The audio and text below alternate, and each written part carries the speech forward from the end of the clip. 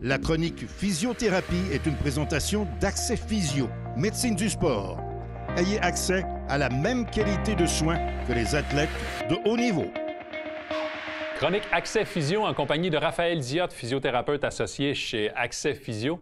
Raphaël, le sujet de cette semaine pour la chronique, la rotation. Ça a l'air très global et d'entrée de jeu, les gens vont penser à que la rotation des épaules, mais c'est beaucoup plus que ça. Ah, tout à fait, Jean-Sébastien, tu l'as bien dit. La rotation, c'est le mouvement principal, le mouvement primordial dans l'élan du golf.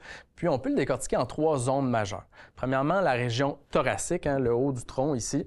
Ensuite, on va aller chercher de la rotation au niveau du bassin, du bas du dos, la région lombaire. Puis finalement, au niveau des hanches.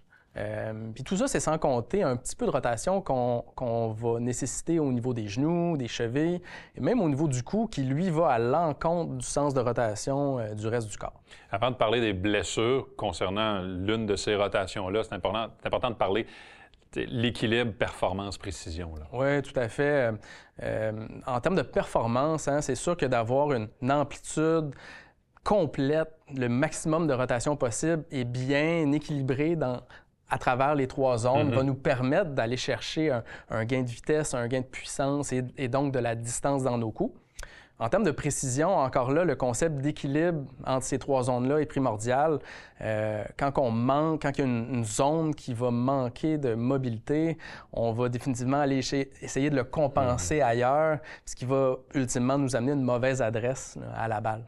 Donc, quand on travaille une certaine zone au niveau de la rotation, il ne faut pas oublier les autres parce que tout travaille de concert, là, nécessairement. Exact. Et c'est là qu'on va chercher peut-être un certain déséquilibre. Si on s'attaque aux blessures, quelle est l'approche d'un point de vue du physiothérapeute? Oui, bien, l'important, c'est d'aller chercher un mélange de souplesse musculaire, la capacité des muscles à pouvoir s'étirer, s'allonger. Et deuxièmement, d'aller chercher de la mobilité articulaire. En dessous de toute la musculature, il y a la charpente du corps, les articulations. Donc, la mobilité articulaire, on va parler d'un mouvement relatif d'un os par rapport à l'autre au niveau de l'articulation. Donc, ici, on peut parler de chacune des vertèbres, au niveau de la colonne vertébrale, entre les os du bassin, au niveau des articulations des hanches. Et là, nécessairement, quand on parle de souplesse articulaire, c'est là que vous intervenez en tant que physiothérapeute, au niveau de la thérapie manuelle. Là. Oui, tout à fait.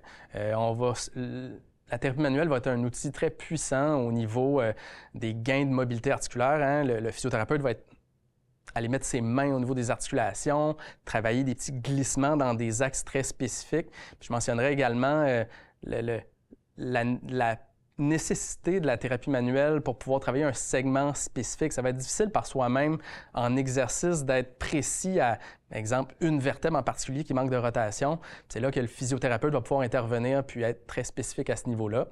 En termes de souplesse, bien sûr, on va pouvoir l'adresser avec des exercices d'étirement, mais encore, le physiothérapeute va être capable de venir aider avec certaines formes de thérapie manuelle, des étirements lui-même là, auprès du golfeur. Et règle générale, un bon étirement, c'est combien de secondes? Il me semble que c'est une question classique. Oui, bien, on parle généralement d'un 20 à 30 secondes.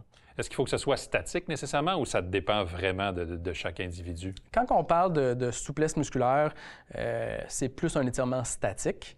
Mais de façon globale, pour travailler la mobilité, quand on parle de mobilité articulaire, là, on va utiliser des mouvements plus rythmés, des oscillations. Là, et ensuite, ce type de mouvement-là peut être utilisé aussi en termes d'activation.